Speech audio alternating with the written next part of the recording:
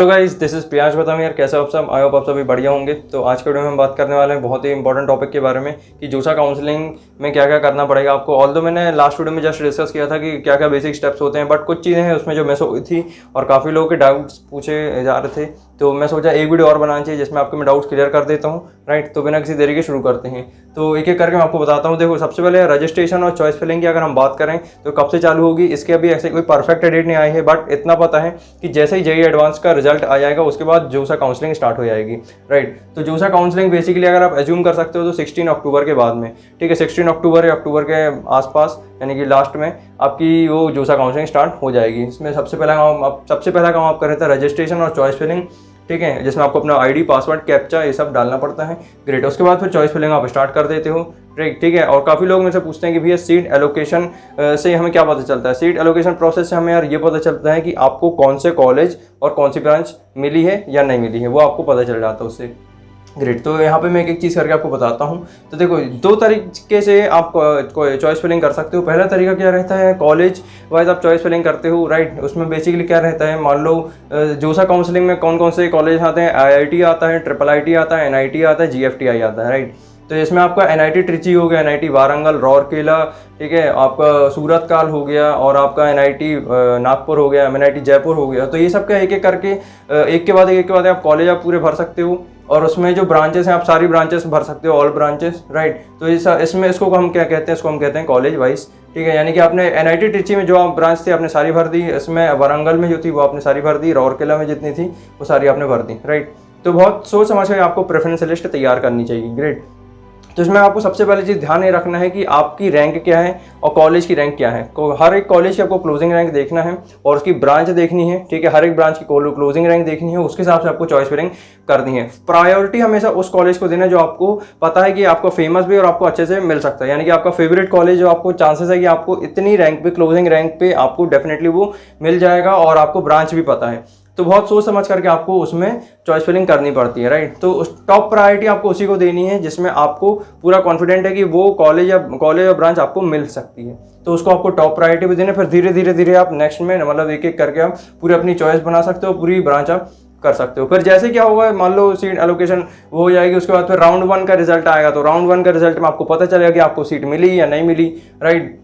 तो मान लो क्या होगा कि जो कंप्यूटर है उनका क्या करेगा, एक एक करके सारी चीज़ें देखेगा, जिसमें सीट खाली रहेंगी और आपकी क्लोजिंग रैंक से मैच करेगा तो फिर आपको वो कॉलेज और ब्रांच अलॉट कर देगा, यानी कि लॉक हो जाएगी, ठीक है। लॉक होने का मतलब आपको मिल जाएगा कि भाई आपको वो कॉलेज और ब्रांच मिल चुका है। अब उसके बाद आपको फ्रीज करना है तो आप कर सकते हो, या आपको फ्लोट करना है वो आप कर सकते हो, उस पर अभी हम आते हैं। बट तो उसके बाद होता क्या है कि यार लॉक करने के बाद तो आपको क्या होता है कि मिल जाता है कॉलेज और ब्रांच, ग्रेट। इसको कहते हैं हम क्या, कॉलेज वाइज काउंसलिंग। अब ब्रांच वाइज काउंसलिंग का क्या रहता है प्रोसीजर, कि इसमें आपको मतलब अलग अलग कॉलेज भर सकते हो, एनआईटी ट्रिची, दुर्गापुर, रायपुर, है ना, एनआईटी कोई भी आ गया आपका, है ना, दुर्गापुर, रायपुर आ गया, है ना, एमएनआईटी जयपुर हो गया, भोपाल हो गया, राइट। तो इसमें आपका कोई भी एनआईटी आ गया, मेघालय, पटना, आपका सिक्किम, मेघालय, है ना, और नागालैंड, ये सारे क्या हो गए, एक एक करके एनआईटी आ गए, यानी कि सब अलग अलग एनआईटी हैं।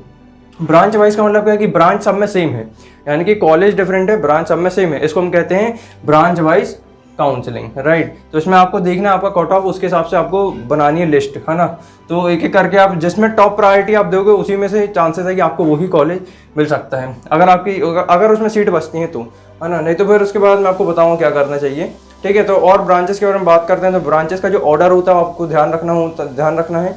सीएससी टॉप पे आती है, उसके बाद फिर आपकी ईसी आती है, उसके बाद आपकी मैकेनिकल आती है, ठीक है, और उसके बाद आपकी आईटी, है ना, इंफॉर्मेशन टेक्नोलॉजी, उसके बाद आपकी कोर ब्रांच आ जाती है सिविल, है ना, उसके बाद आपकी केमिकल, ये भी कोर ब्रांच है, ये भी आपकी आ जाती है। उसके बाद मेटलर्जी, ठीक है, ये ऑर्डर है मैं आपको बता रहा हूँ। माइनिंग, उसके बाद इंडस्ट्रियल प्रोडक्शन, उसके बाद टेक्सटाइल वगैरह भी होती है ना। तो वो सारी ब्रांचेस, ये ऑर्डर रहता है, प्रायोरिटी ऑर्डर, तो इसका आपको ध्यान रखना है। और भी चीज़ें मैं आपको फीस के बारे में, तो फीस के बारे में बात करते तो फीस वैसे कुछ ज़्यादा वगैरह लगती नहीं है। तो जैसे ही जोसा का ब्रोशर आएगा तो उस ब्रोशर में जो भी लिखा रहेगा फीस वगैरह का, तो मैं आपको डिटेल में बता दूंगा, ठीक है। अभी ऐसे ही कुछ भी ज़बरदस्ती प्रेडिक्शन नहीं कर सकते, हो सकता है गलत हो जाए, ठीक है। तो बस आप याद रखना, फीस का मैं आपको जल्दी बता दूंगा। जैसे ही जोसा की तरफ से कोई भी ब्रोशर रिलीज होता है ना, काउंसलिंग को लेकर, तो मैं आपको डेफिनेटली बता दूंगा कितनी फीस लगने वाली है, ठीक है। फ्रीज की हम बात करते हैं। आप ध्यान रखना कि यहाँ पे मैं आपको बताने वाला हूँ कि चॉइस फिलिंग के बाद आपको एक चीज़ है जो ध्यान रखनी है, वो है आपको 3 ऑप्शन देखने को मिलेंगे, फ्रीज, दूसरा है स्लाइड, तीसरा है फ्लोट। ठीक है, इन तीनों ऑप्शन में से आपको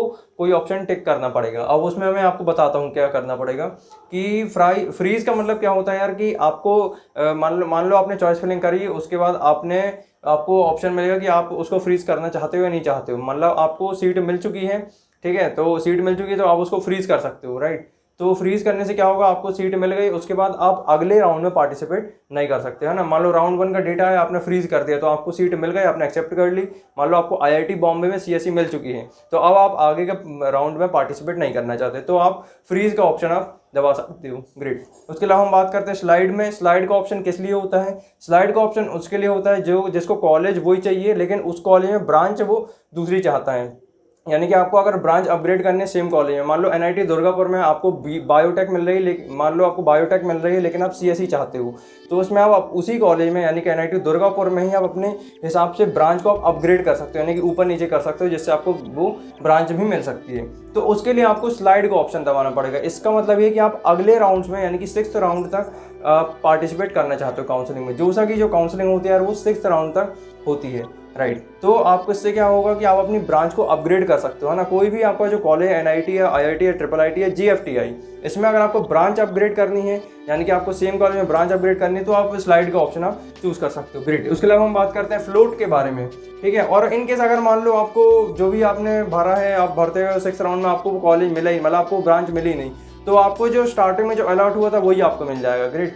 तो मतलब स्टार्टिंग में जो आपको जो ब्रांच और जो कॉलेज मिला था वही आपको बाद में मिल जाएगा। ग्रेट। तो हम इसके बाद हम आगे बढ़ते हैं फ्लोट की तरफ। तो फ्लोट का ऑप्शन क्या कहलाता है? फ्लोट बेसिकली ये शो करता है कि आपको ब्रांच भी बदलनी है प्लस आपको कॉलेज भी बदलने हैं। 6th राउंड तक आप पार्टिसिपेट करना चाह रहे हो, अगर आपकी रैंक बहुत ही कम आई है, मतलब 60,000, 50,000, 40,000 के आसपास इतनी आपकी रैंक आई है, सीआरएल रैंक आई है, या मान लो 1 लाख 1.5 लाख रैंक आई है, तो आपको फ्लोट का ऑप्शन चूज करना चाहिए। यानी कि अपने कॉलेजेस को भी आप चेंज करते आ रहे हो प्लस साथ में ब्रांच को भी चेंज करते आ रहे हो, है ना। तो इस हिसाब से आपको प्रेफरेंस लिस्ट बहुत सोच समझ करके बनानी है, यानी आपको ब्रांच और कॉलेज पहले से क्लियर हो, जो आपको एकदम मिल सकता है उसको टॉप प्रायोरिटी पे आपको लिखना है, उसकी लिस्ट बनानी है ना। उसके हिसाब से आपको चॉइस फिलिंग करनी है। तो ब्रांच और कॉलेज को आप अपग्रेड कर सकते हो, राइट। तो इसमें आपको फ्लोट का ऑप्शन मिल जाता है। और इन केस अगर आपको 6th राउंड तक आपको कोई कॉलेज ब्रांच मिलती नहीं है, तो उसके अलावा आपके पास दूसरा ऑप्शन रहता है कि आप सीसैप राउंड में पार्टिसिपेट कर सकते हो। सीसैप का मतलब होता है स्पॉट राउंड। स्पॉट राउंड में बेसिकली क्या होता है, जो सीट्स बच जाते हैं एनआईटी में, ट्रिपल आईटीज में और जीएफटीआई में, वो आपको आसानी से मिल सकते हैं सीसैप राउंड के थ्रू। सीसैप की टोटल 2 राउंड की काउंसलिंग होती है, 2 राउंड तक इसकी काउंसलिंग होती है। जोसा की 6th राउंड तक काउंसलिंग होती है।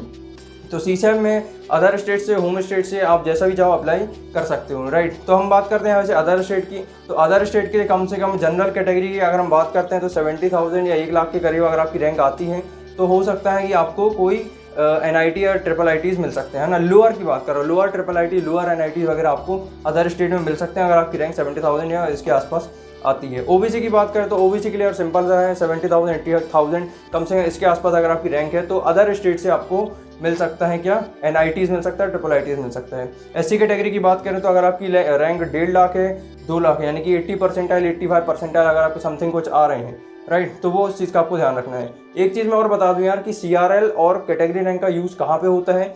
तो जोसा की जो काउंसलिंग होती है इसमें सिर्फ आपका कैटेगरी रैंक यूज़ होता है, यानी कि एसटी, एससी, ओबीसी। तो अगर आप ये कैटेगरी वाले बच्चे हो तो आपको वहाँ पे कैटेगरी रैंक वहाँ पे इस्तेमाल करना पड़ेगा। जितने भी कॉलेज है वहाँ पे आपको सबको कैटेगरी रैंक को देखना पड़ेगा, राइट। तो जोसा काउंसलिंग 6th राउंड तक काउंसलिंग जो होती है, यानी कि जितने कैटेगरी वाले बच्चे उसमें कैटेगरी रैंक को ही आपको देखना है, वहीं पे उसी का यूज़ होने वाला है। और जनरल कैटेगरी वालों के बच्चों के लिए तो सीआरएल रैंक ही यूज़ होने वाली है। लेकिन सीसैप राउंड में की अगर हम बात करते हो तो सीसैप राउंड में सिर्फ सीआरएल रैंक यूज़ होती है। सीसैप राउंड में कैटेगरी रैंक यूज़ नहीं होती है, चाहे आप कोई भी कैटेगरी से हो, एसटी, एससी, ओबीसी, ईडब्ल्यूएस, तो इसमें आपकी कैटेगरी रैंक यूज़ नहीं होगी। इसमें आपकी क्या रैंक यूज़ होगी, CRL rank, general rank use होगी, ग्रेट, राइट। तो उसमें आपको बेसिकली ओबीसी की बात करें तो 70 से 80,000 पे आपको मिल जाएगा एनआईटीज़ वगैरह अदर स्टेट से। और अगर एससी कैटेगरी की बात करें तो 1.5 लाख से 2 लाख में, यानी कि इतनी रैंक पे भी आपको एनआईटीज़, ट्रिपल आईटीज़ मिल सकते हैं। लास्ट ब्रांच मिलती हैं जैसे केमिकल और बायोटेक्नोलॉजी, है ना, टेक्सटाइल इंडस्ट्री, है ना, तो इस टाइप की, है ना, इंडस्ट्रियल प्रोडक्शन इंडस्ट्री, इस टाइप के जो होते हैं ब्रांचेस, वो लास्ट ब्रांचेस आपको मिलती हैं, है ना। और उसके अलावा बात करते हैं सेरेमिक इंजीनियरिंग भी मिलती है, केमिकल मिलती है। एसटी कैटेगरी की बात करें तो 2 लाख से 2.5 लाख, यानी कि 2 लाख से 250 लाख में अदर स्टेट से आप अप्लाई करते हो तो आपको एनआईटी मिलने के चांसेस बहुत ज़्यादा होते हैं। EWS की बात करें तो EWS के लिए 70,000 से 75,000 के आसपास अगर आपकी रैंक आती है तो CCF राउंड में आपको अदर स्टेट से अगर आप अप्लाई करते हो तो आपको डेफिनेटली NIT या GFT या IIIT कुछ ना कुछ मिल सकते हैं। इस बात का आपको खास ध्यान रखना है। होम स्टेट से अगर बात करें तो फिर भी आपको आइडिया दूँ तो 1 से 1.5 लाख में अगर आपकी जनरल रैंक से हो तो आप होम स्टेट का अप्लाई करो, उसकी जो लास्ट ब्रांचेस हैं उसका आप कट ऑफ चेक कर लो, उसके हिसाब से आप लास्ट राउंड तक आप पार्टिसिपेट कर सकते हो, तो उसमें आपको CCF में हो सकता है कॉलेज मिल जाए। OBC कैटेगरी की बात करें तो 1 से 1.5 लाख या करीब उसके आसपास अगर किसी कॉलेज में आपको मिलता है तो आप उसमें पार्टिसिपेट कर सकते हो, यानी कि आप वो कॉलेज भर सकते हो, है ना। उसकी आप क्लोजिंग रैंक देख लो, ठीक है, तो इससे हिसाब से आपको वो कॉलेज मिल जाएगा होम स्टेट कोटा का इस्तेमाल करके। SC कैटेगरी की बात करें तो हो सकता है 2.5 लाख 3 लाख पे 3-4 लाख रैंक पर भी कई बार ST SC तक कट ऑफ जाता है CCF का, तो उसमें भी हो सकता है आपको आसानी से मिल जाए होम स्टेट के लिए, राइट, है ना। होम स्टेट का बता रहा हूँ। ST कैटेगरी की बात करें तो 3 से 4 लाख में भी हो सकता है आपको मिल जाए, और EWS की बात करें तो 1 लाख तक हो सकता है होम स्टेट से आपको होम स्टेट का NIT या IIIT या GFT वगैरह मिल सकते हैं, ठीक है। तो आई होप यार गाइस कि आपके सारे डाउट्स ऑलमोस्ट मैं कवर कर चुका हूँगा। डॉक्यूमेंट्स वगैरह जो मैं था ऑलरेडी बता दिया था लास्ट वीडियो में कि क्या क्या डॉक्यूमेंट्स लगने वाले हैं, तो उस वीडियो का डिस्क्रिप्शन में लिंक मिल जाएगा, तो आप उसको जाके एक बार चेकआउट कर सकते हो। तो इसी के साथ आज का वीडियो गाइस मैं खत्म करता हूँ। मेक श्योर आप वीडियो को लाइक जरूर कर देना, और अगर आप न्यू आए हो तो आप सब्सक्राइब जरूर कर देना। इस तरीके से आप मेरे को प्यार तो सपोर्ट हो, ताकि मैं आपके लिए और रेगुलर इन्फॉर्मेटिव क्वालिटी कंटेंट लेके आता रहूँ, ठीक है। तब तक के लिए all the best, love you, take care, bye bye. Thank you so much. Comment section में आप मेरे से अपना डाउट पूछ सकते हैं। Bye bye, take care, love you all.